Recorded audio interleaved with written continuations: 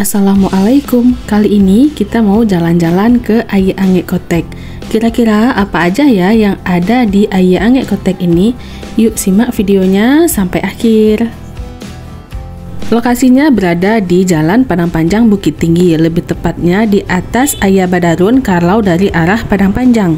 Bagi kamu yang mempunyai acara di Ayah Angek Kotek ini, jangan cemas ya soal makan karena lokasinya dekat sekali dengan rumah makan Ayah Badarun. Awal masuk kita sudah disuguhkan puisi dengan judul Dengan Puisi Aku yang ditulis oleh Taufik Ismail. Jika kamu dari arah Padang Panjang atau dari arah bawah itu tidak perlu khawatir karena tulisan Ayah Angek Kotek itu sangat besar, pasti kelihatan dari jalan. Gedung pertama yang kita temui adalah rumah puisi Taufik Ismail. Nah, di depannya juga ada pos satpam. Kamu bisa pause dulu videonya lalu dilihat. Bagi yang mau reservasi itu ada telepon dan nomor handphonenya. Untuk rumah Taufik Ismail ini didominasi oleh dinding kaca dan catnya berwarna putih. Lalu di depan rumah puisi Taufik Ismail ini juga ada musola, lalu ada kamar mandinya juga. Tidak perlu khawatir kamu nanti sholat di mana kalau mau berkunjung ke rumah puisi ini. Ini penampakan dari belakang, itu ada sepeda ontel yang sudah tua dan beberapa pernak-pernik lainnya. Lanjut di sebelahnya juga ada rumah gurindam Taufik Ismail. Rumah gurindam ini juga termasuk ke dalam bagian dari rumah puisi Taufik Ismail. Rumah gurindam ini berada di tengah-tengah antara rumah puisi Taufik Ismail dan rumah budaya Fadlizon. Bagian luarnya juga sangat luas dengan pemandangan yang sangat indah dan tidak lupa pula ada berbagai macam tanaman di sepanjang perjalanan ke rumah budaya Fadlizon nantinya. Lanjut ke bawahnya juga ada rumah pantun Taufik Ismail. Jadi tadi ada rumah puisi, ada rumah gurindam, nah lanjut ada rumah pantun. Rumah pantun ini di dalamnya terdapat kamar-kamar juga dan disewakan. Untuk halaman luarnya juga sangat luas, kamu bisa menikmati pemandangan indah jika menyewa kamar di sini. Kita masuk ke gedung yang paling besar di komplek ini, yaitu Rumah Budaya Fadlizon. Nah, kalau bicara soal budaya, pasti banyak peninggalan-peninggalan sejarah di dalamnya. Tak hanya itu, banyak juga ruangan-ruangan lain dan beberapa hal unik lainnya yang ada di Rumah Budaya Fadlizon ini. Sebelumnya kita kenalan dulu dengan Dr. Haji Fadlizon SS MSc, gelar Datuk Bijo di Rajunan Kuniang, seorang politikus dan mantan aktivis Indonesia yang pernah menjabat sebagai Wakil Ketua Dewan Perwakilan Rakyat Republik Indonesia periode 2014 sampai 2019. Rumah ini diresmikan pada 4 Juni 2011 oleh Fadlizon, Taufik Ismail dan Irwan Prayitno pada hari Sabtu 4 Juni 2011. Fadlizon ingin menjadikan Sumatera Barat sebagai kantong budaya, maka ia mendirikan rumah budaya ini. Lanjut, sebelum masuk ke pintu utama, kita juga sudah disuguhkan oleh patung-patung budaya. Pada bagian luar saja sudah didominasi oleh patung-patung, apalagi di bagian dalam. Tak ketinggalan ada puisi lagi yang ditulis oleh Taufik Ismail yang berjudul Debu. Lanjut kita masuk ke bagian dalam. Di situ ada resepsionisnya, ada belnya juga. Jika tidak ada orang di sana, kamu bisa pencet belnya. Ada tangga menuju ke atas. Nah, ini beberapa ornamen-ornamen yang ada di tangga tadi. Kalau namanya rumah budaya, otomatis ornamen-ornamen ini juga hasil dari budaya Minangkabau lebih tepatnya. Jika dilihat sekilas, itu terlihat seperti yang dipakai waktu acara barale atau acara pernikahan besar di Minangkabau. Ini biasa dipakai jadi kalung dan bagian-bagian lainnya juga banyak digunakan untuk acara-acara kebesaran lainnya di Minangkabau. Nah, tangga ini merupakan tangga menuju Horizon Hall. Nah, di atasnya itu ada beberapa peninggalan-peninggalan budaya lainnya. Nah, Horizon Hall itu bisa digunakan sebagai gedung pertemuan juga untuk berbagai macam acara, terutama yang bertemakan kebudayaan. Karena rumah budaya ini sekelilingnya adalah kaca, otomatis di luarnya kita bisa lihat secara langsung pemandangan yang sangat indah. Kita bisa lihat Gunung Singgalang, Tandike, Marapi sekaligus di dalam gedung ini. Pada bagian ini ada alat-alat musik tradisional, ada talempong, gendang, angklung, dan itu ada suntiang di tengahnya. Lalu pada bagian sebelahnya itu ada beberapa patung yang merupakan tokoh-tokoh sejarah. Nah, di situ ada berbagai macam juga tokoh-tokoh nasional lainnya. Sepertinya patung-patung di sini tidak hanya patung-patung yang berasal dari Minangkabau atau Sumatera Barat, tapi juga ada berbagai macam patung dari Nusantara lainnya. Lanjut ke bagian sampingnya juga ada berbagai macam peninggalan sejarah. Nah, diantaranya juga ada berbagai macam koleksi keris. Terdapat setidaknya lebih dari 100 keris Minangkabau yang dikumpulkan dari berbagai daerah di Sumatera Barat selama bertahun-tahun yang akhirnya dipajang di Rumah Budaya Fadlizon ini. Koleksi keris tersebut juga diresmikan keberadaannya di Rumah Budaya pada Minggu 21 Mei 2011. Jadi keris ini bukan sembarang keris karena ini adalah keris yang dikumpulkan dari berbagai daerah di Sumatera Barat. Makanya digembok dan dikunci agar tidak ada penyalahgunaan dalam keris-keris ini. Nah, sepertinya yang ditutup ini adalah piano, di belakangnya ada berbagai macam lukisan-lukisan kuno.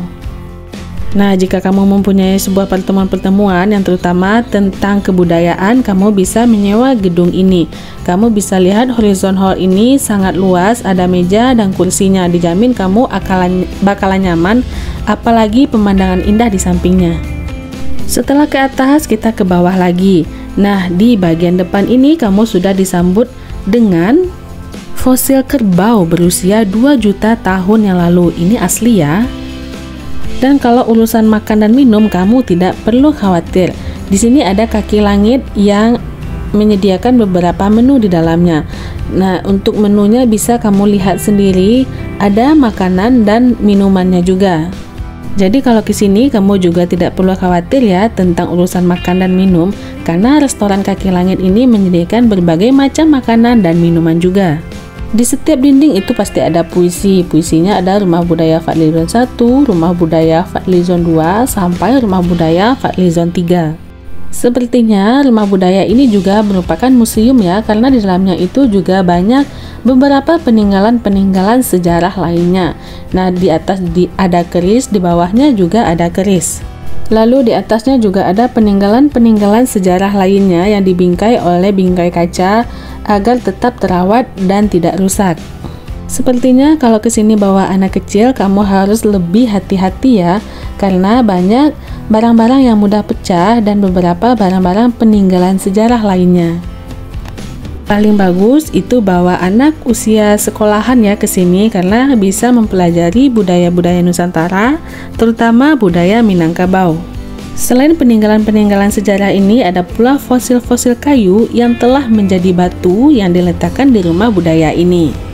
Tak perlu khawatir, kamu bisa lihat sendiri ini fosil siapa, kamu bisa baca sendiri dan kapan pula ditemukannya.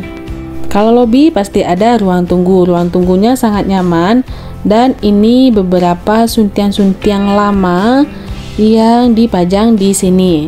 Jadi selagi menunggu di lobi, kamu bisa menikmati beberapa suntiang-suntiang ini di ruangan tunggunya. Tak hanya koleksi peninggalan sejarah, di Rumah Budaya Fadlizon ini juga menyediakan perpustakaan. Di dalam perpustakaan ini juga ada ruang meetingnya. Jadi kalau misalnya pengen ruang meeting yang lebih tenang dengan orang yang lebih sedikit, kamu bisa gunakan yang ruang meeting yang ada di perpustakaan ini. Tak hanya buku, perpustakaan ini juga terdiri dari peninggalan sejarah. Di antaranya ada setrika lama yang diisi oleh arang. Yang namanya perpustakaan itu pasti didominasi oleh buku-buku. Menurut penuturan Fadlizon, ada 700 lebih judul buku bersejarah yang bertemakan Minang di dalam perpustakaan ini. Selain tadi ada setrika, juga ada saluang merupakan alat musik tradisional khas Minang. Ini juga ada carano yang biasa digunakan dalam tari pasambahan dan beberapa peninggalan-peninggalan sejarah lainnya yang ada di perpustakaan ini. Jadi kamu tidak perlu bosan ke dalam perpustakaan yang ada di Rumah Budaya ini, karena matamu tidak hanya disuguhkan oleh buku-buku, tetapi juga ada beberapa peninggalan-peninggalan sejarah lainnya. Fadlizon Library ini berdiri sejak tahun 2008. Koleksi yang tersimpan di Fadlizon Library memiliki koleksi buku yang berjumlah sekitar 50.000 lebih. Ada pula koleksi naskah kuno, perangko, piringan hitam, keris, dan koleksi koran tempo dulu. Beberapa koleksi lainnya adalah koleksi keris, tombak, pedang, dan badik dari berbagai kerajaan Nusantara. Ada pula koleksi perangko, koleksi uang logam atau koin, koleksi patung dan lukisan dari berbagai maestro seniman Indonesia, koleksi piringan hitam dari musisi penyanyi Indonesia, koleksi rokok yang berproduksi di Indonesia, koleksi tekstil atau kain tua dari berbagai daerah, dan koleksi kacamata dari beberapa tokoh. Selain itu, ada pula beberapa lukisan tokoh-tokoh pahlawan nasional lainnya. Ada pula koleksi uang kertas Indonesia Bukit Tinggi pada 17 Januari 1948. Pada 1 Juni 2011, Fadlizon Library ini memperoleh 3 rekor dari Museum Rekor Dunia Indonesia atau MURI dalam kategori perpustakaan pribadi dengan koleksi keris terbanyak, perpustakaan pribadi dengan koleksi koran tua terbanyak, perpustakaan pribadi dengan koleksi piringan hitam terbanyak. Lalu pada 1 Oktober 2012, Fadlizon Library kembali memperoleh 3 rekor dari MURI dalam kategori perpustakaan pribadi dengan koleksi mata uang logam kuno terbanyak, perpustakaan pribadi dengan koleksi jumlah buku terbanyak, perpustakaan pribadi dengan koleksi perangko terbanyak. Dan pada 1 Juni 2015, Fadlizon Library memperoleh 1 rekor dari MURI dalam kategori perpustakaan pribadi dengan koleksi cincin batu akik terbesar. Wah, banyak ya rekor MURI yang diperoleh dari Fadlizon Library ini.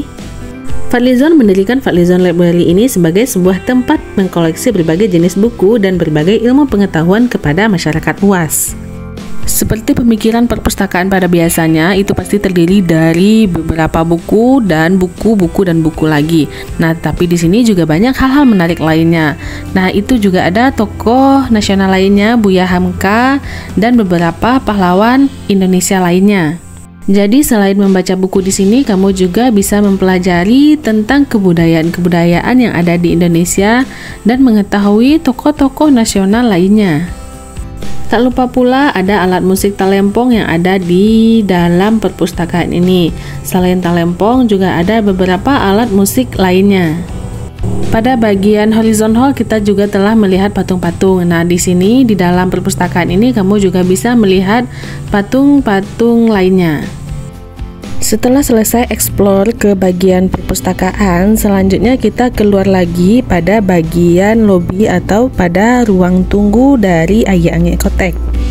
Intinya, walaupun itu direservasi di perpustakaan di ruang tunggu, itu banyak sekali peninggalan-peninggalan sejarah yang memiliki nilai budaya.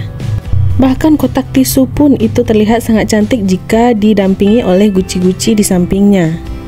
Nah, ini biasanya dipakai oleh datuk-datuk yang ada di Sumatera Barat.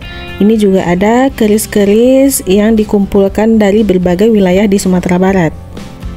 Kita sudah eksplor rumah puisi, bagian luar, Horizon Hall, perpustakaan, lobby, dan saatnya yang kita tunggu-tunggu yaitu bagian kamar hotel atau penginapannya. Bisa dilihat banyak sekali kamar-kamar yang ada di sini. Kamu bisa reservasi dulu atau kalau lagi beruntung banyak kamar yang kosong. Uniknya di sini kita bisa memilih kamar hotel yang bisa berhadapan langsung dengan kolam renang. Selain itu, di bagian luar itu banyak sekali tempat-tempat duduk untuk berbincang-bincang sambil menikmati indahnya view Ayaang Ekotek. Karena di sini banyak pegunungan dan bukit-bukit barisan. Lanjut kita review bagian kamarnya. Nah, inilah kamar yang kita pesan kali ini. Ada extra bednya. Kalau mau extra bed itu tambah 200.000. Di dalamnya sudah disediakan 3 pasang sepatu. Lalu ada lemari untuk penyimpanan pakaian nantinya. Kita juga disediakan ada kopi, teh, susu, dan air mineral. Bagi yang kelaparan, di dalam kamar ini juga disediakan restoran kaki langit. Kamu bisa pilih menunya dan bisa pesan langsung dari kamar karena ada nomor teleponnya juga. Untuk bednya itu bisa 2 orang di tempat yang besar dan 1 orang di tempat yang kecil. Tak hanya di bagian luar, di bagian dalam itu juga banyak lukisan-lukisan yang terpampang di dinding-dinding kamar hotel ini. Oh ya, di sini ada kipas angin. Kamu tidak perlu pakai AC ataupun kipas angin karena udara di sini itu sudah dingin. Yang kamu butuhkan adalah selimut tebal. Lanjut ke area kamar mandi. Situ sudah ada handuk, klosetnya kloset duduk, air panasnya juga ada, air dinginnya ada, sampo, sabun juga ada, gosok gigi, ada pula stop kontak, dan bahkan di kamar mandi pun ada lukisan di dalamnya. Kalau ambil kamar yang di atas, kamu bisa lihat view kolam renang di bawahnya. Nah, dari tadi kita bahas tentang restoran Kaki Langit. Disinilah kamu bisa pesan makanan, bisa makan di sini, lalu sarapannya juga nanti di sini. Jadi ini adalah ruangan untuk makan ataupun sarapan pagi esok harinya. Nah, kamu bisa pilih ruangannya, boleh yang di dalam ruangan ataupun yang di luar ruangan. Karena sekelilingnya kaca, baik di dalam ataupun di luar ruangan, kamu sudah disuguhkan oleh pemandangan indah.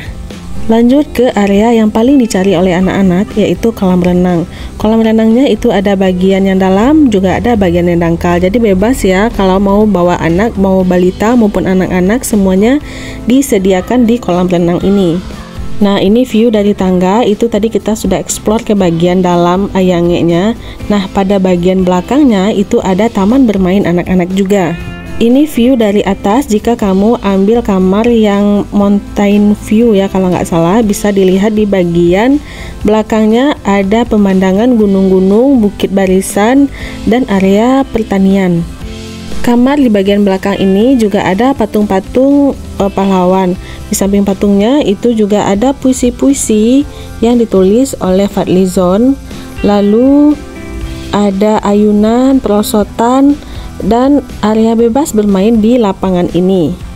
Pada bagian ujung hamparan rumput yang luas ini itu ada beberapa tokoh pejuang kemerdekaan.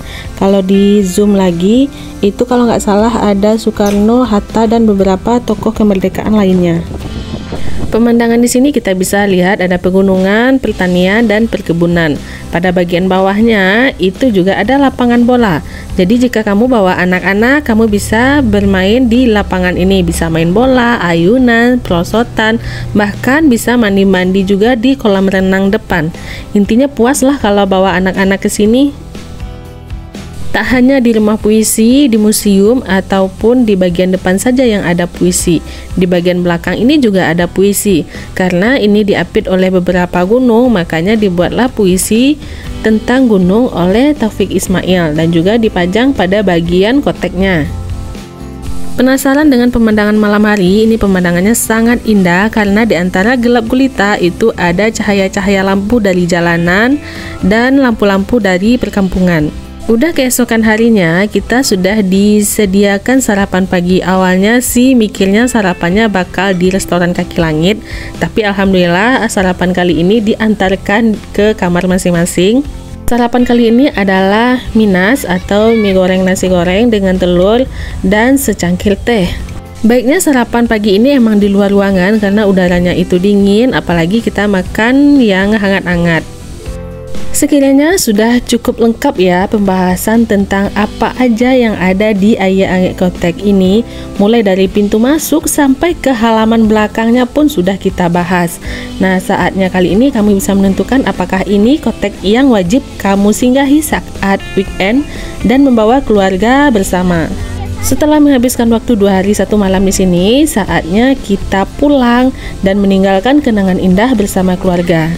Untuk biaya-biayanya sendiri Upia kurang tahu, kamu bisa cek di website atau di aplikasi online. Dan jangan lupa jadikan Ayah Angek Kotek sebagai next dari liburan akhir pekan keluargamu. Terima kasih bagi sudah menonton. Assalamualaikum.